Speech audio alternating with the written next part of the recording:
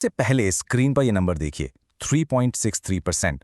बस इतना सा। जी हाँ, ये हरियाणा के टोटल ज्योग्राफिकल एरिया का सिर्फ वो हिस्सा है जहां फॉरेस्ट कवर है। ये एक ऐसा नंबर है जो आपको बिल्कुल बिल्कुल याद रखना है। एग्जाम्स में सीधा यही पूछ लेते हैं। अब आप सोच रहे होंगे कि ये 3.63% आखिर है कितना, अच्छा है बुरा है। तो इसको कॉन्टेक्स्ट में डालते हैं। जो हमारी नेशनल फॉरेस्ट पॉलिसी है ना, उसका टारगेट है 20% फॉरेस्ट और ट्री कवर का। कहाँ 3.63% और कहाँ 20%। आप देख सकते हैं कि गैप कितना बड़ा है। और आगे हम जो भी पॉलिसीज पढ़ेंगे ना, वो सब इसी गैप को भरने की कोशिश है। तो इस पूरी कहानी को ठीक से समझने के लिए आज हम इन 5 चीजों पर बात करेंगे। सबसे पहले हरियाणा का फॉरेस्ट रिपोर्ट कार्ड चेक करेंगे। फिर अलग अलग तरह के फॉरेस्ट्स और उनके लीगल बेसिस को समझेंगे। उसके बाद कुछ इंपॉर्टेंट गवर्नमेंट स्कीम्स को देखेंगे और एंड में हरियाणा के ग्रीन फ्यूचर पर थोड़ी चर्चा करेंगे। रेडी हैं? ओके, तो चलिए शुरू करते हैं हमारे पहले सेक्शन से, हरियाणा का फॉरेस्ट रिपोर्ट कार्ड। यहां हम सिर्फ उन नंबर्स की बात करेंगे जो आपके एग्जाम के लिए सबसे ज्यादा जरूरी हैं। ध्यान से सुनिएगा। ये हैं कुछ headline numbers. Total forest cover है 1602 स्क्वायर किलोमीटर्स। पेड़ों की गिनती करें तो लगभग 4.1 करोड़ पेड़ हैं स्टेट में। और आपको आमतौर पर नीम, बरगद, पीपल जैसे पेड़ मिल जाएंगे। अच्छा, यहां एक चीज समझनी जरूरी है, फॉरेस्ट कवर और ट्री कवर अलग अलग चीजें हैं। फॉरेस्ट कवर मतलब एक बड़ा जंगल का एरिया, जबकि ट्री कवर में इधर उधर लगे पेड़ भी गिने जाते हैं। और चिंता की बात यह है कि हाल ही में 2019 से 2020 के बीच हमने 14 स्क्वायर किलोमीटर का ट्री कवर खो दिया है। अब दोस्तों, इस टेबल पर खास ध्यान दीजिए। एचएससी एग्जाम्स में डिस्ट्रिक्ट वाइज डेटा बहुत पूछा जाता है। आप देख सकते हैं कि जमीन आसमान का फर्क है। एक तरफ पंचकुला है जहां 43.44% एरिया फॉरेस्ट है, और दूसरी तरफ है पलवल जहां सिर्फ 1.03% है। सोच सकते हैं कितना बड़ा अंतर है।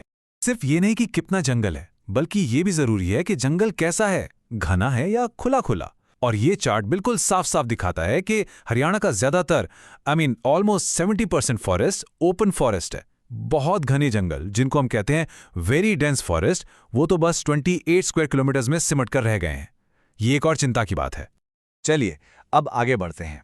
अब हम देखेंगे कि हरियाणा के जंगलों को कानूनी तौर पर यानी लीगली कैसे बांटा गया है। ये क्लासिफिकेशन बहुत इंपॉर्टेंट है, क्योंकि इसी से तय होता है कि किस जंगल में क्या कर सकते हैं और क्या नहीं। एग्जाम के लिए तो ये सुपर इंपॉर्टेंट है।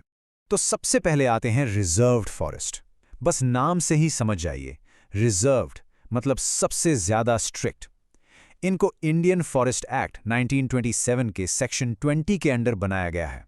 यहां आप बिना परमिशन के एक पत्ता भी नहीं तोड़ सकते। ग्रेजिंग या कटिंग तो दूर की बात है। ये आपको मोस्टली पंचकुला और यमुनानगर में मिलेंगे। इसके बाद है प्रोटेक्टेड फॉरेस्ट। ये हरियाणा में सबसे बड़ी कैटेगरी है, ऑलमोस्ट 74%। इसको इंडियन फॉरेस्ट एक्ट 1927 के सेक्शन 29 के अंडर बनाया गया है। अब देखिए, इसमें थोड़ी छूट है। यहां चीजें अलाउड हैं जब तक कि सरकार ने किसी चीज पर स्पेसिफिकली मना ना किया हो। रिजर्व्ड से थोड़ा कम स्ट्रिक्ट है ये। ओके दोस्तों, अब ये वाला पॉइंट नोट कर लीजिए। एग्जाम अलर्ट है। एक टर्म है स्ट्रिप फॉरेस्ट्स। ये एचएसएससी बार बार पूछता है, ये हैं क्या? कुछ नहीं, ये प्रोटेक्टेड फॉरेस्ट का ही एक टाइप है। जो आप सड़कों, नहरों और रेलवे लाइन के दोनों तरफ पेड़ों की लंबी लंबी लाइन देखते हैं ना, बस वही है स्ट्रिप फॉरेस्ट्स। और आखिरी कैटेगरी है अनक्लासिफाइड फॉरेस्ट। जैसा नाम वैसा काम। ये वो जंगल हैं जो ना तो रिजर्व्ड है ना प्रोटेक्टेड। यहाँ रूल सबसे कम है और इन पर सरकार और वहां रहने वाले लोगों दोनों का हक होता है। तो अब सवाल ये उठता है कि इन सब जंगलों को मैनेज करने के लिए कानूनी ढांचा यानी लीगल फ्रेमवर्क क्या है। चलिए अब उन जरूरी एक्ट्स और पॉलिसीज पर एक नजर डालते हैं जो हरियाणा के फॉरेस्ट की देखरेख करते हैं। ये 3 पॉइंट्स आपके एग्जाम के लिए गोल्ड हैं, बिल्कुल। सबसे पहला और सबसे इंपॉर्टेंट है Punjab land preservation act of 1900। ये हरियाणा में फॉरेस्ट लैंड को बचाने का मेन कानून है।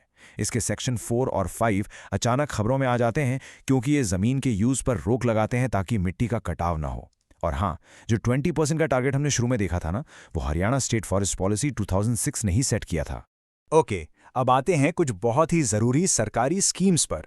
इस सेक्शन को ध्यान से देखिएगा, क्योंकि एग्जाम्स में इनके लॉन्च ईयर और फंडिंग एजेंसी पर सीधे सीधे सवाल बन जाते हैं। ये टाइमलाइन आपके लिए एक चीट शीट जैसी है। देखिए, 1919 में शुरू हुई अरावली रिहैबिलिटेशन स्कीम। पैसा आया यूरोपियन यूनियन से। फिर 1998-99 में आई कम्युनिटी फॉरेस्ट्री प्रोजेक्ट, इसमें भी यूरोपियन यूनियन ने ही मदद की। उसके बाद 2003 में आया कांडी प्रोजेक्ट, इस बार फंडिंग आई वर्ल्ड बैंक से। और हाल फिलहाल की बात करें तो हर घर हरियाली योजना और अभी लेटेस्ट वन मित्रा स्कीम चल रही हैं। जैसे कि आप स्क्रीन पर देख सकते हैं, इन सब में से एक पेट क्वेश्चन है HSSC का, कम्युनिटी फॉरेस्ट्री प्रोजेक्ट। इसका लॉन्च ईयर 1998-99 और इसकी फंडिंग एजेंसी यूरोपियन यूनियन, ये दोनों बातें बिल्कुल दिमाग में बिठा लीजिए। चलिए अब हम अपने आखिरी सेक्शन में आ गए हैं। यहाँ हम बात करेंगे हरियाणा के ग्रीन फ्यूचर की। सरकार के आगे के प्लान्स क्या हैं और यहाँ पर प्रोटेक्टेड एरियाज कितने हैं? तो आगे का प्लान क्या है? ग्रीन कवर बढ़ाने के लिए स्टेट 3 चीजों पर फोकस कर रहा है। पहला, आगे से फॉरेस्ट्स को सस्टेनेबल तरीके से मैनेज करना।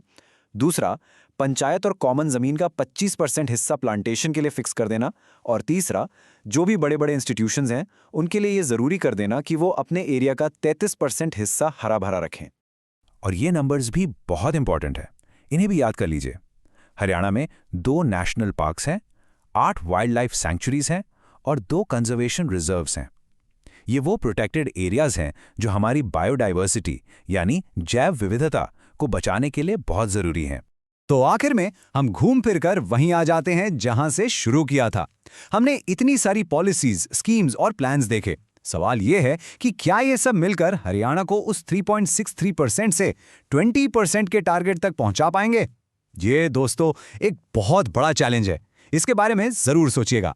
चलिए अगले एक्सप्लेनर में आपसे फिर मुलाकात होगी। धन्यवाद।